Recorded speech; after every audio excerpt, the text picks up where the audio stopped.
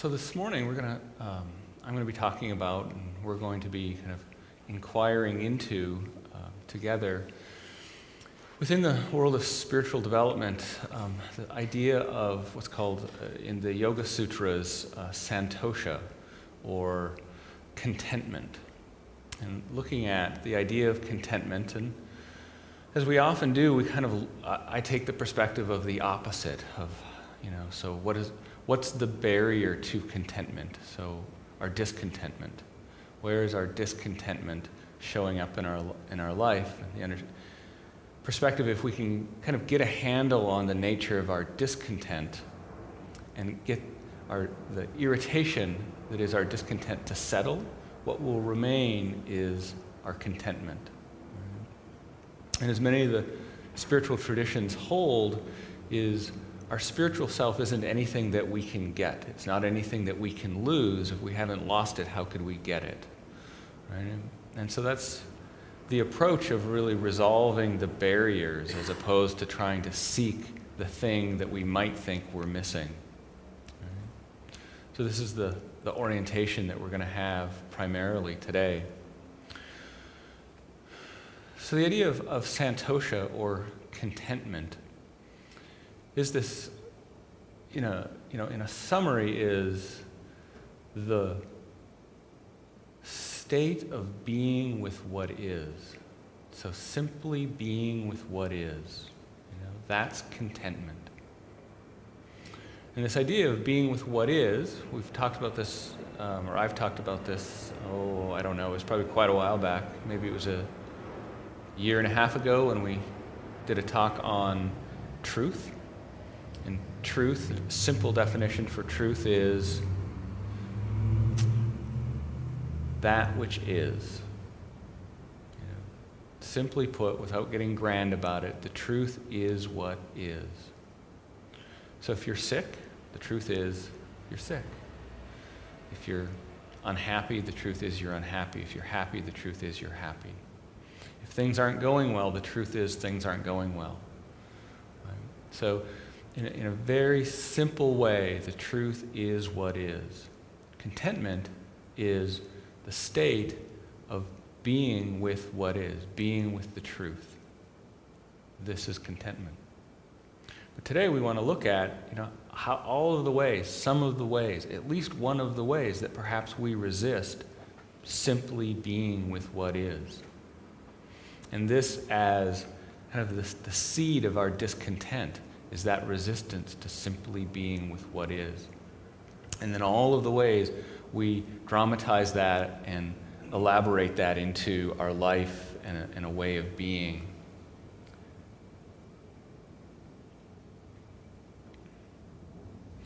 So in Buddhism, there's the Four Noble Truths. Buddha talks about the nature of suffering. The nature of suffering is desire. Desire, the root of desire is attachment. So we'll come to see that that's not all that different from this idea of contentment. In the absence of contentment, desire arises. Desire, again, kind of being this friction of not being with what is. There's an irritation. There's something not right. And that leads us to seeking to try and change. Right? Or, if things are right, we try and cling to it. If I'm happy in this moment, I try and cling and hold on to what's making me happy in the moment, and it's the clinging that is the source of my suffering. Buddha also talked about this idea of suffering our suffering, and I think that's also an important component of understanding contentment. In a certain way, it's the first and easiest part to let go. Buddha called it the second arrow. Sometimes life will shoot us with an arrow of suffering, and there's nothing we can do about that. But then we suffer that. We don't want the suffering that has come to us, so we suffer our suffering. That's the second arrow. As Buddha says, we shoot ourselves with another arrow to try and eliminate the first arrow, and it rarely works. So the easiest thing for us to do is to don't shoot ourselves with the second arrow. Don't suffer our suffering. And that's all part of this being with what is, being with the truth. The contentment with what is the result of resisting the urge to suffer our suffering. And then we get to the more difficult place of how do we find peace in what we might otherwise find objectionable, non-preferential? How do we find equanimity in the midst of that? So that's what we want to look into today.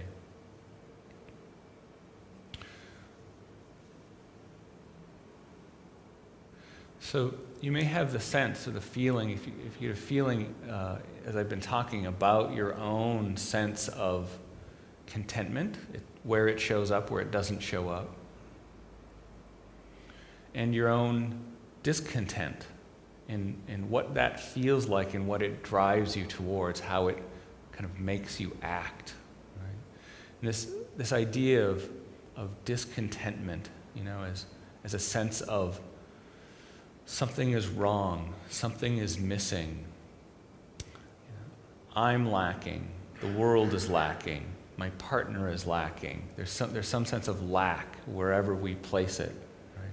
This sense of frustration, again, irritation. If we really get down into it, not just irritation in the sense that I feel irritated with my job, I feel irritated with my boss, I feel irritated with my spouse, whatever that is, it's just an inner sense of irritation in itself, just in your nervous system, an agitation that drives you to do something.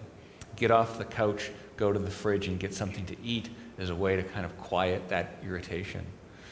Turn on the TV and find something, flip through the channels to find something that will grab your attention and pull your attention away from yourself as a way to kind of get away from that irritation, right? There's some sense of discontent inside, and often our behavior is just some way to medicate ourselves from that sense. Right?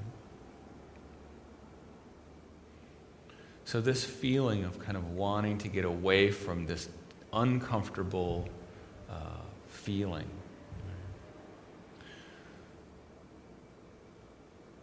So I want to take a look into like what is the root of that, right? So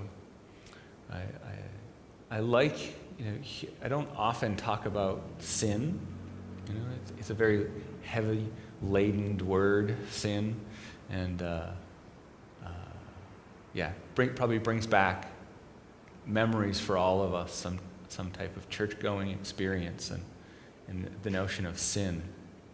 But somewhere along the line, I did hear through the Christian tradition a definition of sin that resonated with me. All of a sudden, my whole kind of history and inner rebellion against the idea of sin, the word of sin, the idea of myself as a sinner, came to a screeching halt, right, when I heard this definition. And so I'm going to share that with you and invite you to just hold it, just even for a moment today, and consider the possibility of it.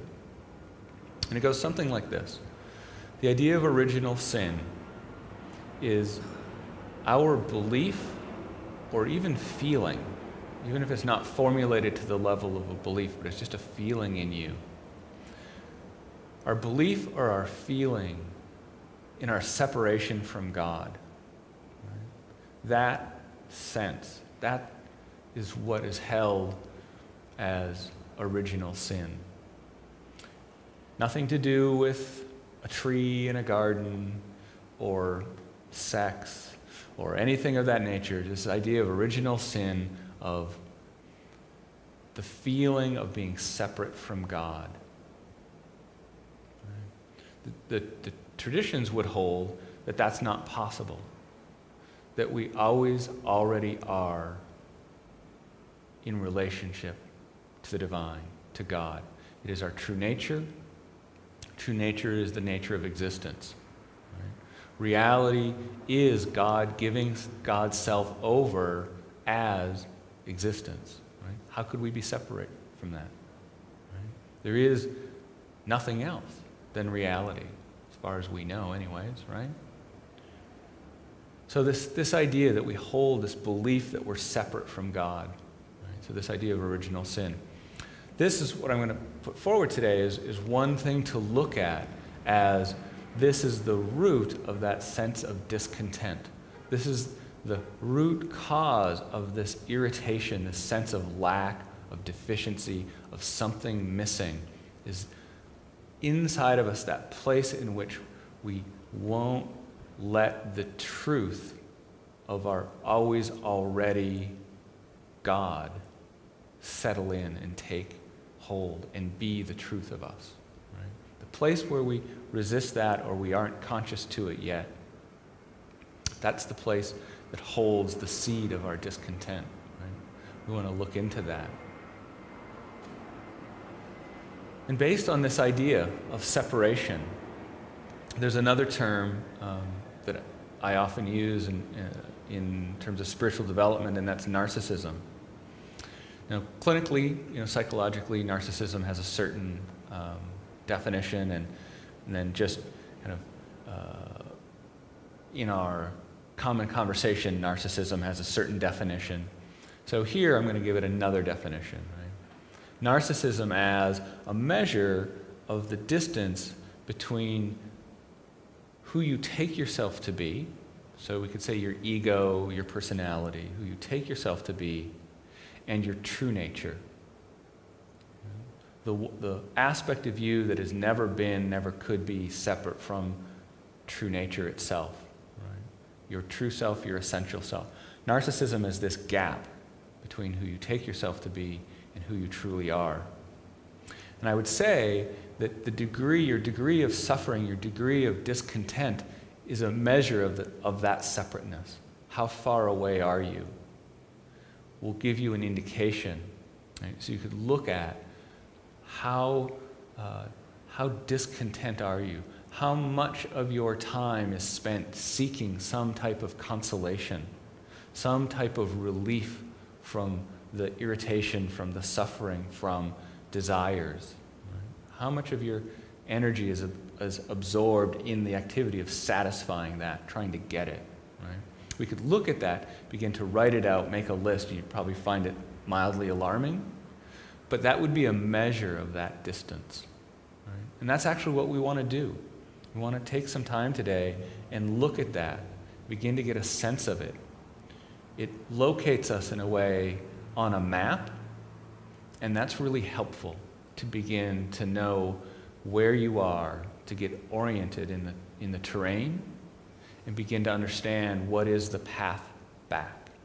How do I resolve this distance? How do I close this distance between who I think I am and who I am? And what helps me do that and what doesn't help me do that? What keeps me separate and lost, and what helps me settle into the truth of who I am? The self resting in the self as the self. So this activity of seeking, right, this constant activity, the ego itself is often described, both in psychology and in spiritual traditions, as nothing but activity. Just this relentless, restless movement. Sometimes the movement gets focused into things that we would say are good. Sometimes that restlessness gets focused into things that we say aren't good. Either way, it's the same. It's this activity. So we want to look at the activity and begin to open up the idea of what would it be like if that activity wasn't there? What if I became still and stopped seeking some type of contentment? So this idea, this image of becoming still reminded me of a bit of a poem from T.S. Eliot. So I'm going to read an excerpt from his quartets. And I just want you to kind of hold in mind some version of what I've said so far, this idea of contentment and discontentment and the restlessness, the distance from your true nature. And just listen to what Eliot had to say about this. At the still point of the turning world, neither flesh nor fleshless, neither from nor towards. At the still point, there the dance is, but neither arrest nor movement. And do not call it fixity, or past and future are gathered, neither movement from nor towards, neither ascent nor decline. Except for the point, the still point, there would be no dance, and there is only the dance. I can only say, there we have been, but I cannot say where, and cannot say how long, for that would be to place it in time. The inner freedom from the practical desire, the release from action and suffering, release from the inner and the outer compulsion, but surrounded by a grace of sense, a white light still and moving, without motion, concentration without elimination, both a new world and the old made explicit, understood in the completion of its partial ecstasy, the resolution of its partial horror.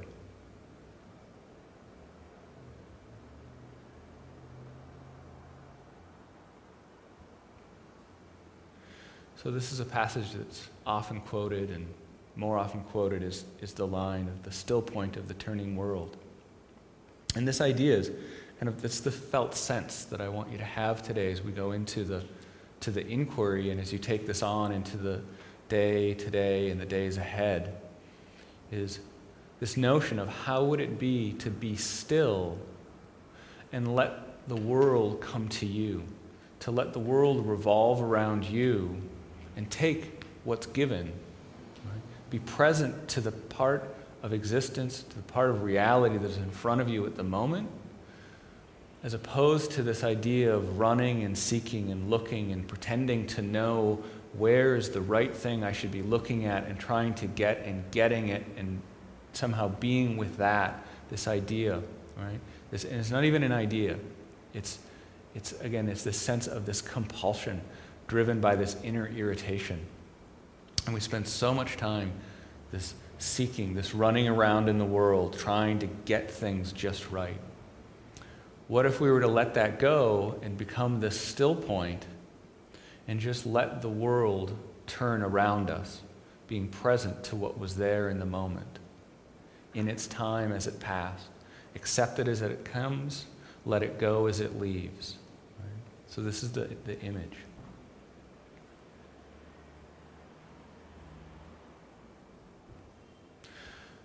So I want to take some time. I'm going to give you some exercises to do.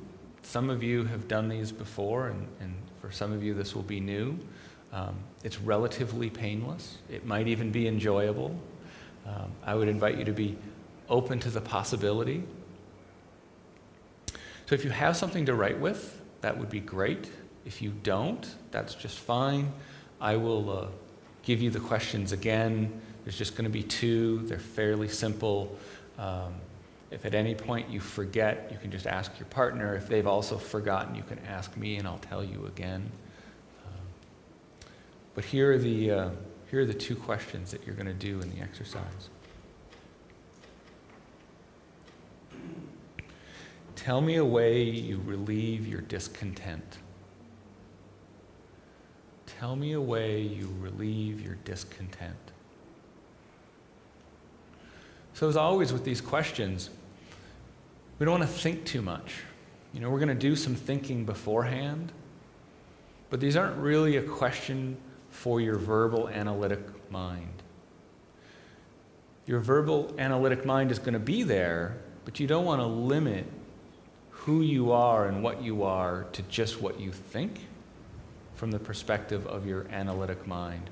Some way trying to get an angle on this question and answer it as if it were a math test and there's an answer, right? You want to let the question just kind of work on you. So the question is asked to you of your partner, and you just respond with whatever's on your mind, right? So it's kind of a call and response. The answer may have nothing whatsoever to do with the question. It may seem like a complete de sequitur. That's fine. That's fine. It's part of your practice of simply being where you are, right? And accepting whatever comes in response is perfectly acceptable response, even if it doesn't make sense. Even at the risk of sounding foolish to your partner, right? Even at that risk, you're just being present to who you are and the spontaneity of the arising of your own true nature. You're actually trying in the question to create a space that is a safe space for that to happen, to arise in the question. Your own true nature could arise, and you want to honor that. And at the same time that that's happening, you're also kind of interested and curious in how you're answering, right? You're unfolding in front of your own self. Your mindful witness is there looking at how you answer the question or how you don't answer the question or how you avoid the question or how you find the question threatening in some way. You're also noticing that. As you honestly try and answer the question of, how do you try and relieve your own discontent, right? You have to get in touch with that discontent to be able to answer this question and look at all of the ways you medicate yourself, all of the ways you narcotize yourself, all the way you try and quench this fire of the irritation that drives you into the world to seek, as one of the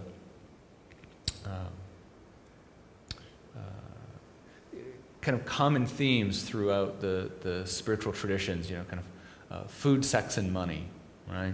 These constant drives for these really categories, not just their thing, but money really is a metaphor for power, right? Sex is a metaphor for pleasure. Food is a metaphor for being empty and wanting to be full, right? The image in Buddhism of the hungry ghost, the little mouth and the empty belly, right? Trying to get it all in. These are all the images and the archetypes, right, that are here around this. Right? So we want to just open up to that and let this question kind of bring that forward in you. It's like these questions are like an invocation. We're invoking the fundamental content. We're drawing it forward. But as it comes forward, as it's drawn up through you, it's going to push up everything that is layered on top of it. All of the ego activity, all of the discontent is going to get pushed up as your fundamental contentment, right? This fundamental place of everything is okay just as it is. And not only is everything okay just as it is, but it's enjoyable. There is joy in the place of everything is perfect just as it is. So that's the truth of our true nature, but it's covered over by all the layers of our ego, all of our wounding and our disappointment. So I want to let this question draw that forward. Next question. What is right about being content? What is right about being content? So same thing here. You want to let this question work on you. In a way, really feeling like what is right about being content? What is right about being content? You might say, well, it feels good. Okay. What is right about being content? Nothing. Nothing is right. If I'm content, I won't do anything. If I don't do anything, who will pay the bills? Who's going to go to work? What's right about being content? Nothing. If I'm content, who's going to find the cure for cancer? We'll all sit around and nobody will do anything. Right? These may be beliefs that you have about contentment, why contentment isn't good. Or you might have also beliefs around contentment and why it is good and why you want it and why you seek it. Be open to both. This is what we want to look at. Right? This is the very nature of the structure that is blocking us, is the barrier. We want to look into the barrier, find out how is it in me. And this will tell me a lot about what I need to do to resolve the barrier. Yeah? So these are going to be your two questions. We're going to do, you'll break into groups of two. If we shake it, how do we? We've got two, we've got two, and we've got two. So I think we're good. So groups of two, and one person will ask the other person the question. So you ask the question, tell me a way you relieve your discontent. Your partner answers, you say thank you, and you ask the question again. And you're going to do that for 3 minutes. Right? And then you'll switch. Your partner will ask you the same question repeatedly. Each time you answer, they'll say thank you. They'll ask the question again. You'll answer. In your answering of the question, you kind of want to keep it, quick. These ones, they're kind of in the moment. It's a word, it's a couple of words, it's a sentence. Every now and again, something will open up and you'll have an insight and you really see a part of yourself. And you're like, oh, I have this whole strategy around this. Oh my God. And there'll be this opening. And you'll want to take a moment and kind of put it into words for yourself. Right? There's a way to put a bookmark in this insight, in this opening. Right? And it's good to do that. But also to honor the exercise and to let that question be asked again, because it can take that opening that has opened and open it up more. Right? So with all of that instruction and all of that how-tos, also, just have fun with it and just let it happen. Right? So I will monitor the time and kind of there'll be a bell will go off and you'll know that that's the end of the 3 minutes, and then you can switch and the other person.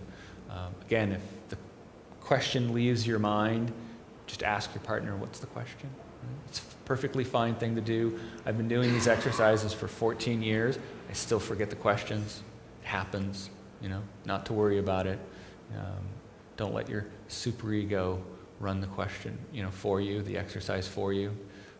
Don't need your inner critic to do this. So, any questions before we get started? No? We're all good? Okay. So just find a space here. Turn the chair so you're facing your partner. And when it looks like everybody's settled, I will say go. So I'd like to, hear from you guys a little bit in terms of what was your experience of the exercises, just in general, and or kind of what insights, self-understanding kind of came up around this idea of contentment, discontentment, suffering, true nature. Whoever would like to say something. Yes.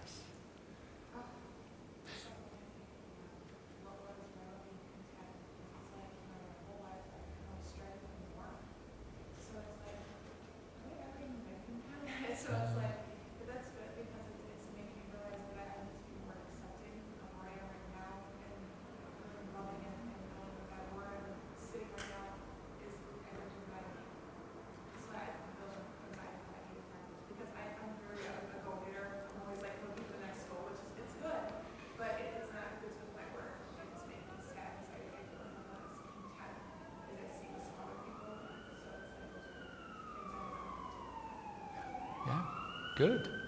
Very good. Yes, I think that brings out an important point.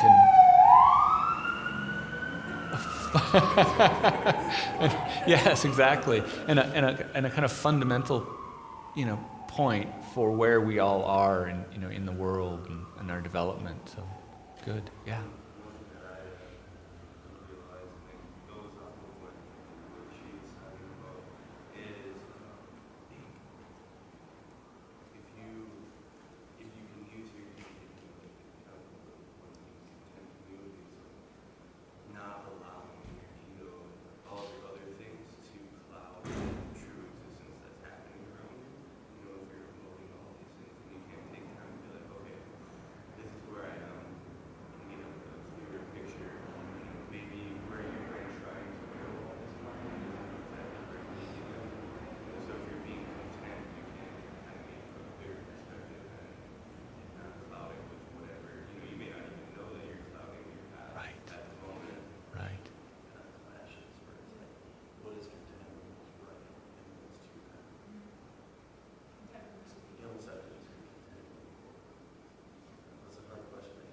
Yeah.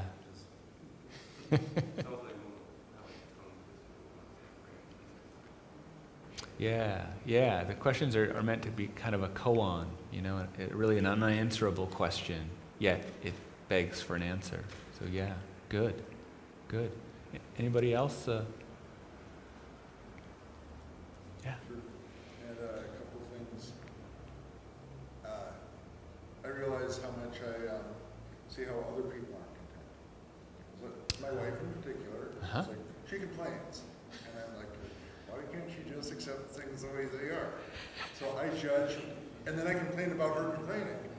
It's like, there's no contentment in my life for doing that either. Right. Perfect example. Why can't she be content? Why can't she just accept? Yeah, that's perfect. Yeah, that's the ego at work, isn't it? Yeah, being so sneaky. Yeah. I had another interesting, it's content. It's like, well, we're peaceful, and we're accepting of everything. And you start going down the path that you kind of introduced in the questions about, well, then we're going to do nothing. We're not going to cure cancer. It's like, well, that's not what contentment really means. It means accepting what is. It doesn't mean you can't change it. Right. For the moment, accepting it the way it is. Right. So you Right. can be, what is it, Buddha said, being in the world, But not of it. of the world, yes, Yes. but not of the Yes. world. Right.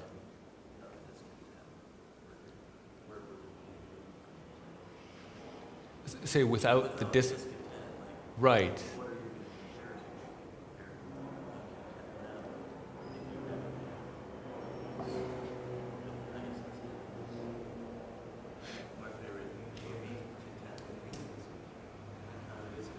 Yes. Exactly. Yes.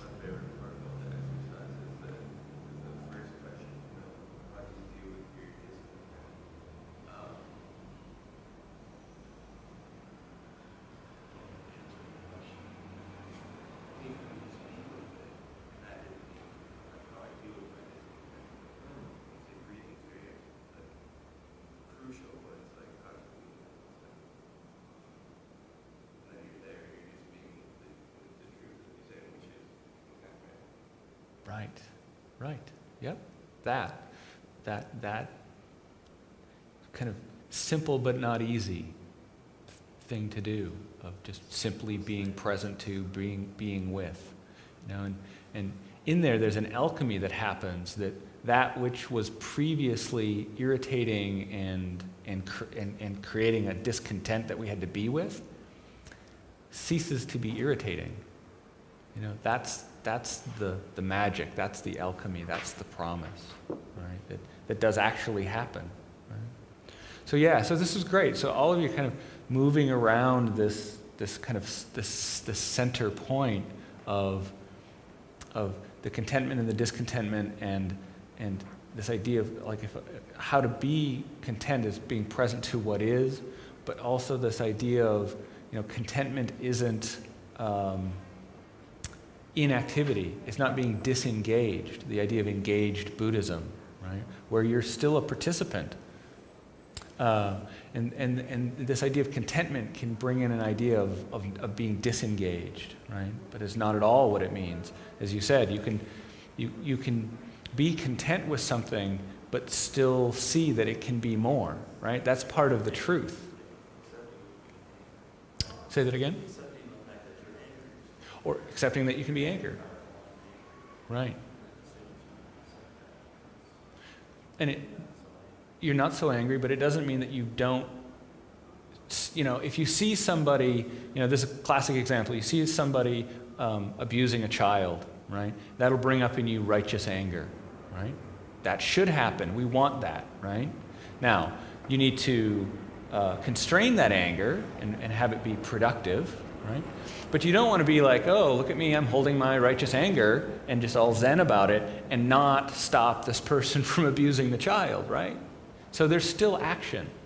So the contentment doesn't mean we don't act. But it is, as you were saying, it creates a space, this possibility of seeing more truth. And your action may come from more wisdom than if you're just acting.